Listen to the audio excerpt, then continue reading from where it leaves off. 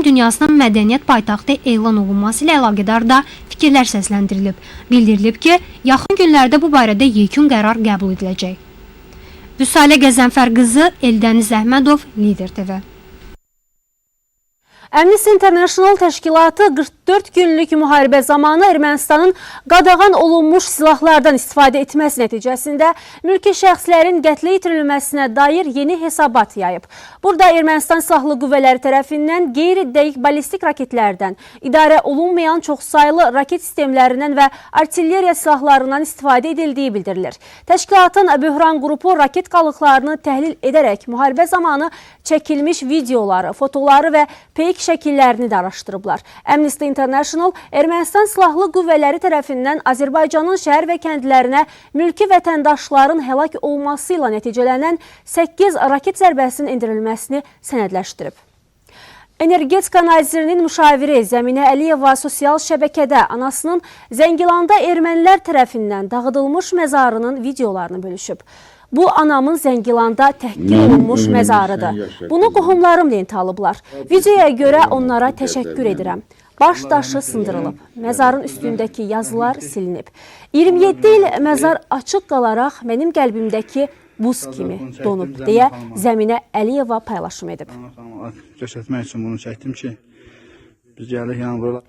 Prezident İlham Əliyevin sərəncamı ilə dəmir yolu xəttinin Bərdə-Ağdama qədər uzanan 45 kilometrlik hissəsi yenidən qurulur. Artıq işlərə start verilib. İlkin mərhələdə Bərdə-Təzəkənd istiqamətində 19 kilometr. İkinci mərhələdə isə Təzəkənd-Ağdam dəmir yolu bərpa ediləcək.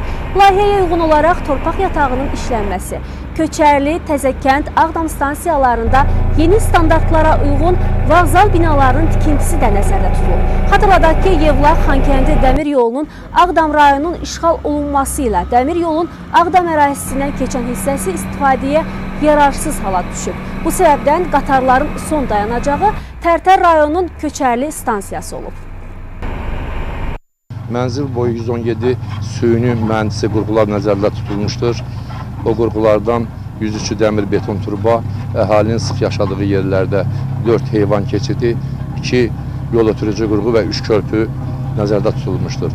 Yaxın günlərdə həmən sənədlər də ekspertizadan keçib hazırda əlimizdədir. Müəssisəmiz tərəfindən paralel olaraq süni qurğuların da tikilməsi işləri davam etdiriləcəkdir.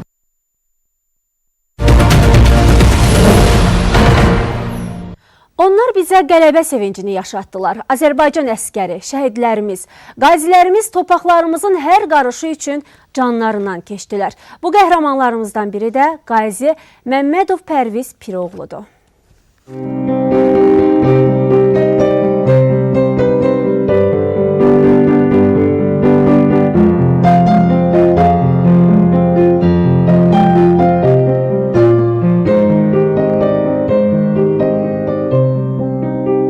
Sentyabrın 27-sində Azərbaycana qarşı növbəti hərbi təxribat və mülki əhalinin hədəfə alınması Azərbaycan ordusunun səbrini daşıran son damla oldu. Elə həmin andan etibarən damarlarında qisas qanı coşan aslan pəncəli oğullarımız bir ağızdan vətənin harayına səs verdilər. Belə qəhrəmanlardan biri də Məmmədov Pərviz Piroğludur. Qəhrəmanımız 1982-ci ildə Sumqayıt şəhərində dünyaya gəlib. 2014-cü ildə ENSA ilə hərbi hissədə müddətdən artıq hərbi qulluqçu kimi xidmətə başlayıb. Vətən müharibəsi başlayan zaman Pərviz də qəhrəman oğullarımız kimi ön xəttə düşmənin layiqli cavabını verən zaman top mərmisinin aldığı yara nəticəsində ayağından yaralanır. Füzuliyə getdik. Sonra Cəbrayıl, Qubadlı, Laçın dəhlizində yaralanmışam. Yəni sakitçilik idi, yəni atış yox idi, əraziyə nəzarət edirdik. Gözlənilmədən elə çox yaxınlığımıza düşdü. Yəni mən, necə deyim, ani moment gözümü açdım ki, yerdəyəm. 30 ildən sonra qələbə ilə o torpaqlara addım atanda bütün şəhidlərin, yəni daimçilərində olmaqla qanının alınması, intiqamların alınması hissi yaşamışıq ki, yəni onların qanı yerdə qalmayıb. Pərviz xidməti dövründə bir neçə nailiyyətlər əldə edib. Onlardan biri də 2017-ci ildə Əfqanistan İslam Respublikasında sülh məramlı missiyada xidmət etmiş. Bu missiyanın icrasında xidmətdə fərqləndiyinə görə medalla və fəxri fərmanla tərtib olunmuşdu. Sevincindən ağlayırdım həmin günü. Yəni, bu böyük bir qələbədir, böyük bir zəfərdir. 30 ildir gözlədiyimiz həsrətin sonudur. Qazimizin ailə üzvləri onun qəhrəmanlığı haqqında qürurla ağız dolusu söhbət açdılar. Cəbhəyə getdiyim məndən gizlətdi o.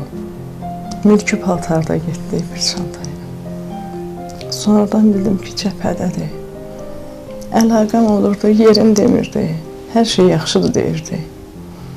Hər şey qaydasındadır, öz-üzdən müğayət olun. Həmişə deyir ki, qalibiyyət bizimlədir. Mən şəhidlər xiyabanına gedəndə bala başımı qaldırıb onun üzünə baxa bilmirdim. Amma Pərviz 3 gündür xəstəxanadan qalmışdı, biz ziyarətə getdik. Mən ora fəxrlə getdim, qürurla getdim. Onların hamısının qarşısında baş əydim. Dedim, artıq ağlamaram qardaş, qanun alınıbdır. İlk gün qardaşımızı görəndə, dostumuzu görəndə mən bundan soruşdum ki, niyə axsıyırsan? Dedi, bəs döyüşdə idim, döyüş sonrasındaydım və yaralanmışam. Mən bunu işləndə çox pis oldum. Öz dostumuz da ki, sülh məramlı qüvvələrdə xidmətini eləyibdi.